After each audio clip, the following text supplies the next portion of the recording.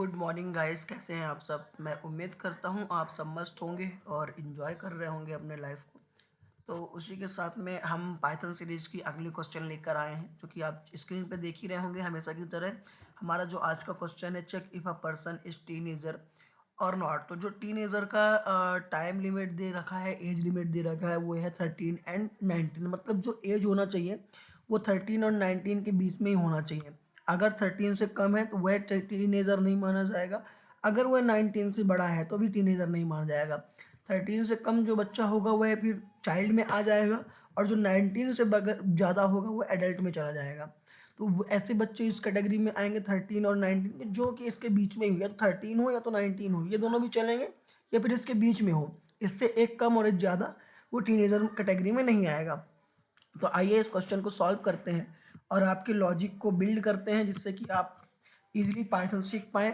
अगर आप लोग कमेंट करें तो मैं पाइथन को आपको स्टार्टिंग से बेसिक से जैसे मैं अभी केवल क्वेश्चंस करवा रहा हूँ, तो क्वेश्चन ना करवा के केवल आपको पाइथन भी पढ़ा सकता हूँ, अगर आपको ऐसा लग रहा हो तो। अदरवाइज़ अगर आपको इसी में मज़ा आ रहा हो तो इससे भी आप पाइथन बहुत जल्दी सीख जाएंगे, क्योंकि आपका लॉजिक बिल्ड यहाँ हो जाएगा। बाकी चीज़ें आप थोड़ा बहुत भी थ्योरेटिकल चीज़ें देख लेंगे, कहीं से भी मैं बता दूंगा बहुत सारे आपको कि यहाँ यहाँ से पढ़िए।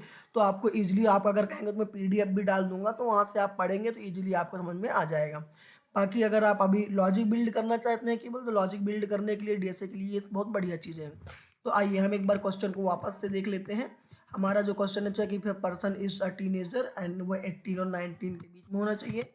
तो हम सबसे पहले इनपुट दे देते हैं एज का। सेम आप अगर कहें तो मैं आज इनपुट ना दूं, केवल एज रख दूं, लेकिन इनपुट देना थोड़ा ज़्यादा बढ़िया लगता है, तो मैं इनपुट ही दे देता हूं इंट, क्योंकि हमारा जो एज है वो इंटीजर टाइप का होगा, तो इसलिए हमने यहाँ पे इंट लिख दिया है।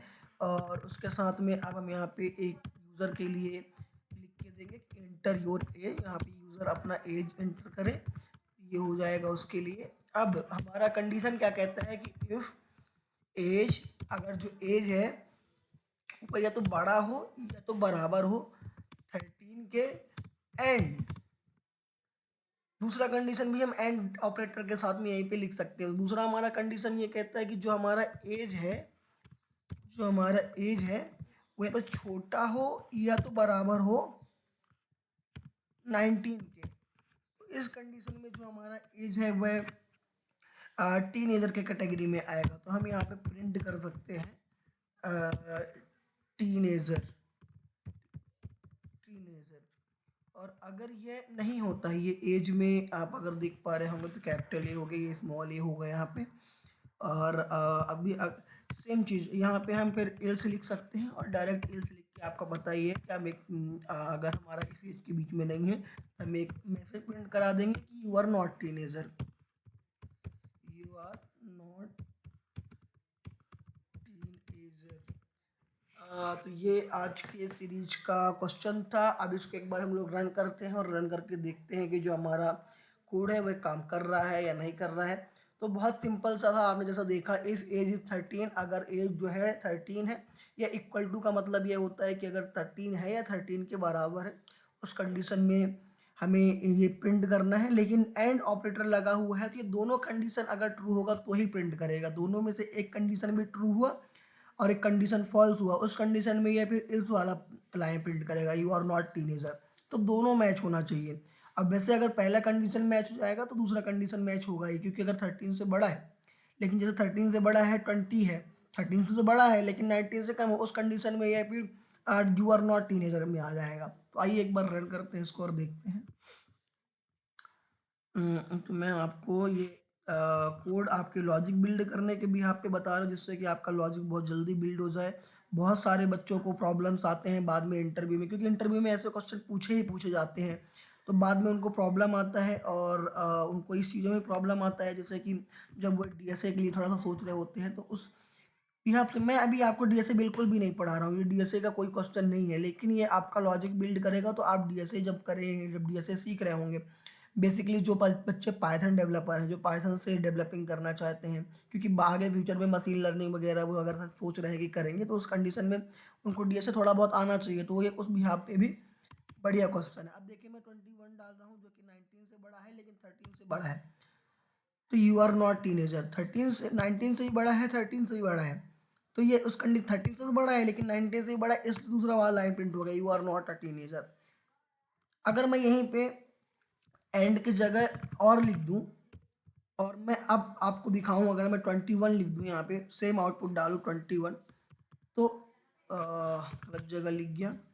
अब मगर यहाँ पे सेम आउटपुट डालूं 21, तो ये अब प्रिंट हो जाएगा टीनेजर, बिकॉज और ऑपरेटर क्या करता है कि वह एक कंडीशन भी ट्रू होगा तो भी वह आउटपुट वही वही वाला प्रिंट कर देता है। लेकिन सेम चीज़ यहीं अगर ये एंड वाला हमने लिखा हुआ है तो एंड दोनों कंडीशन चेक करेगा, जब तक दोनों कंडीशन ट्रू नहीं होगा तब तक वह प्रिंट नहीं करेगा।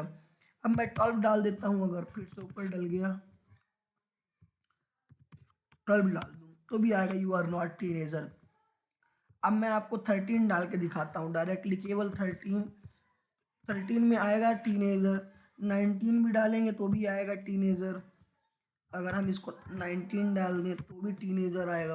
अब अगर हम 13 और 19 के बीच में भी कोई डिजिट डाल दें, जैसे कि 15 डाल देते हैं, तो भी वो यही प्रिंट करेगा यू आर अ टीनेजर। तो ये ऐसे वर्क करता है। इसमें एंड और आपको ये ऑपरेटर सीखने की बहुत ज़रूरत है। एंड और नॉट तीन ऑपरेटर होते हैं। एंड ऑपरेटर जैसा आपने देखा दोनों ट्रू होगा तो ही वैल्यू प्रिंट करेगा।